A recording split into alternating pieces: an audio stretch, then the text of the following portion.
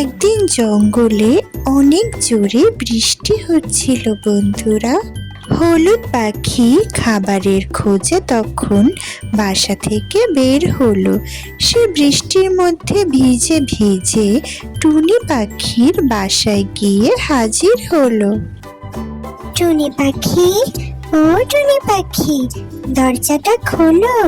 টুনি তখন বলল, এই বৃষ্টির মধ্যে কে এসেছে?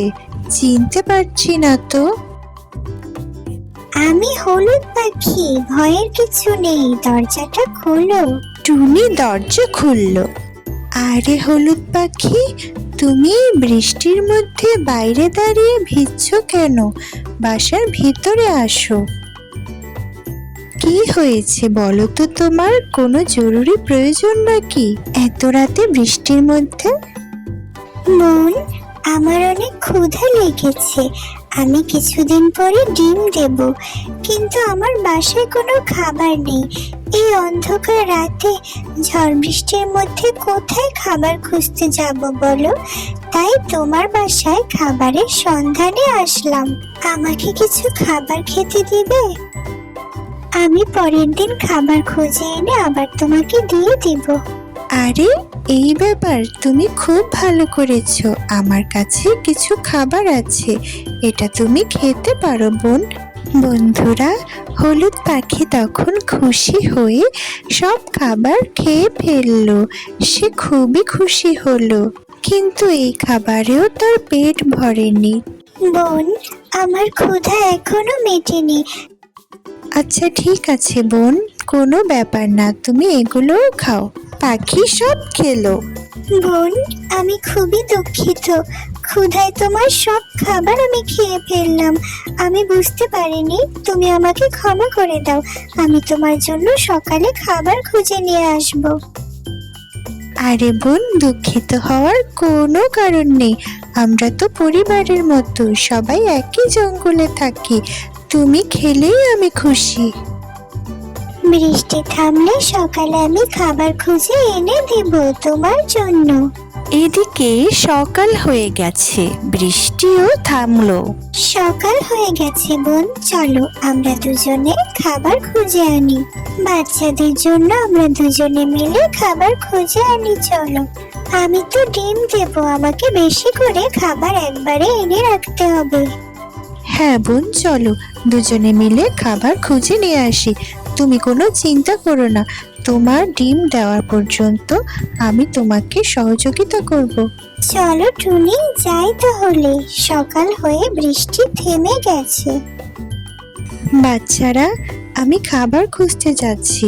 আমি না আসা পর্যন্ত তোমরা দরজা খুলবে না। অপরিচিত কেউ আসলে দরজা খুলবে না, আর বাসার বাইরে বের হবে না। ঠিক আছে। বন্ধুরা, টুনি পাখি আর হলুদ পাখি দুজনে সকালবেলা খাবার খুঁজতে যাচ্ছিল। তখন বুলবুলি পাখি তাদেরকে ডাকলো। তারা বুলবুলি পাখির ডাক শুনে পাখির বাসার সামনে গিয়ে থামলো। অন্য পাখিরাও সেখানে ছিল। কি গো টুনি পাখি, হলুদ পাখি, এত সকাল সকাল তোমরা দুজনে মিলে কোথায় যাচ্ছ? আমরা খাবার খুঁজতে যাচ্ছি বুলবুল মাসি। তাই নাকি? আমার ঘরেরও খাবার শেষ হয়ে গেছে, আমিও যাব তোমাদের সাথে। চলো যাই। আর কোনো পাখিরা কি আমাদের সাথে যাবে? চলো তাহলে সবাই মিলে একসাথে যাই। আমি যাব। বন্ধুরা, তখন জঙ্গলের সব পাখিরা একসাথে খাবার খুঁজতে গেল। তারা একটা ফসলের মাঠে গিয়ে হাজির হলো এবং চিন্তা করলো প্রথমে তারা পেট ভরে খাবারগুলো খাবে, তারপরে তারা কিছু খাবার বাসার জন্য নিয়ে যাবে। সব পাখিরাই এ বিষয়ে একমত হলো। তারা খাবার খাওয়া শুরু করলো। তারা সবাই মিলে একসাথে খাবার খেলো। পেট ভরে খাবার খাওয়ার পরে তারা চিন্তা করলো যে তারা খাবার এখন বাসায় নিয়ে যাবে। চলো এখন আমরা সবাই বাসার জন্য খাবার নিয়ে যাই। আমি কোনো খাবার নেব না, আমার বাসায় অনেক খাবার আছে, আমার খাবার নেবার প্রয়োজন নেই। থাকলেও নিয়ে যাও বোন, কখন ফসলের মাঠের মালিক এসে ফসল কেটে ফেলবে কে জানে, তখন তো আর খাবার পাবো না। তোমার ভালোর জন্যই বলছি বোন, আমাদের সবার বেশি করে খাবার মজুত করে রাখা উচিত। কখন খাবারের সংকট দেখা দেয় কেউ বলতে পারে না, তাই বললাম। হ্যাঁ কাকলি, লাল পাখি ঠিকই বলেছে, আমাদের সবারই বেশি করে খাবার এখন নিয়ে যাওয়া উচিত। আমি খুব ভালো করেই জানি আমাকে কি করতে হবে, তোমাদের আমাকে জ্ঞান দিতে হবে না। চলো চলো, দেরি হয়ে যাচ্ছে, সবাই খাবার নিয়ে যে যার বাসায় চলে যায়। তখন কালো কাকার কাকলি বাদে জঙ্গলের সব পাখিরা যে যার বাসায় খাবার নিয়ে গেল। তবে কিছুদিন পর খাবার ফুরিয়ে আসায় জঙ্গলের পাখিরা আবার সবাই মিলে একসাথে সে ফসলের মাঠের উদ্দেশ্যে রওনা দিল। সেখানে গিয়ে তারা দেখতে পেল পুরো ফসলের মাঠের ফসল কাটা হয়ে গেছে, তারা কোথাও কোনো খাবারই পেল না। এবার কি হবে? আমার কাছে তো সব খাবার শেষ হয়ে গেছে। লাল পাখির কথা আমার শোনা উচিত ছিল, সে ঠিকই বলেছিল। তখন আমার বেশি করে খাবার বাসায় জমিয়ে রাখা উচিত ছিল। এবার কি হবে? চিন্তা করো না বোন, আমরা সবাই আমাদের খাবার থেকে অল্প অল্প তোমাকে দেব। না, আমি আমার খাবার কাকলিকে দেব না, আমিও আমার খাবার কাউকে দিব না।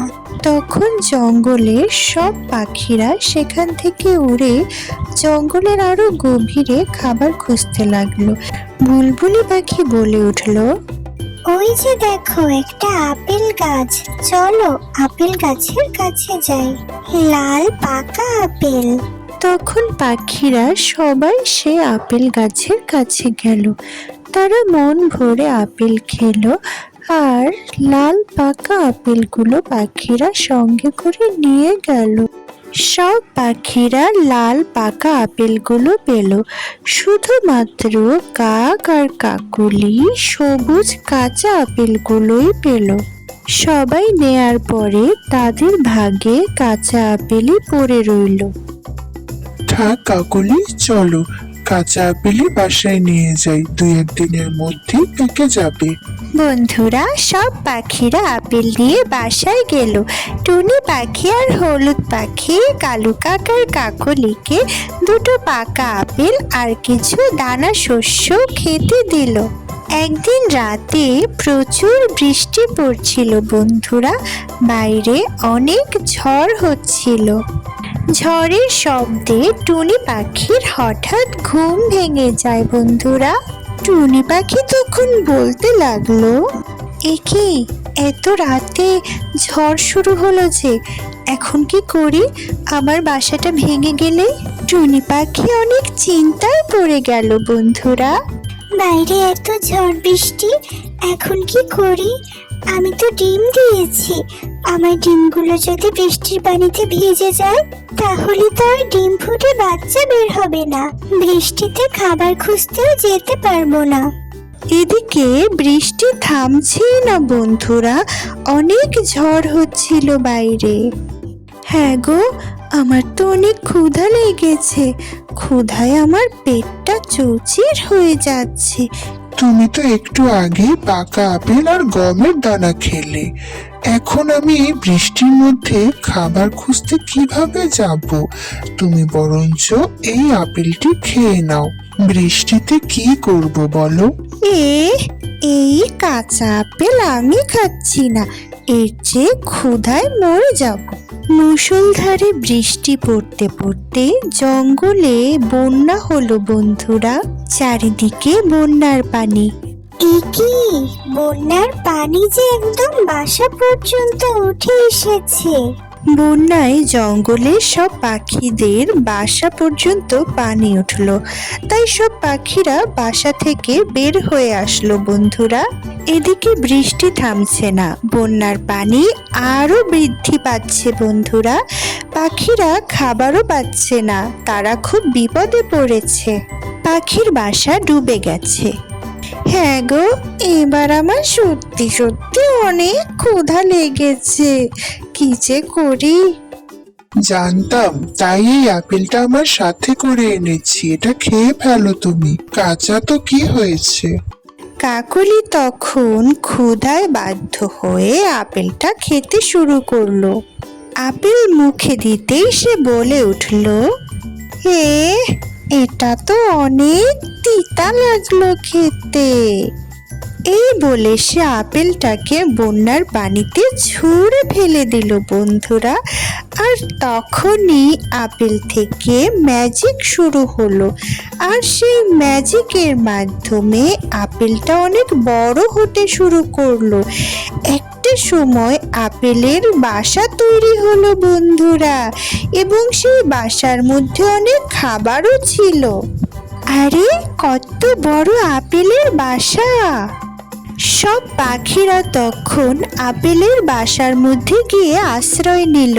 তাদের বাসা বন্যার পানিতে ডুবে গিয়েছে, সেখানে অনেক খাবারও ছিল বন্ধুরা, আর বাসাটা অনেক বড় ছিল।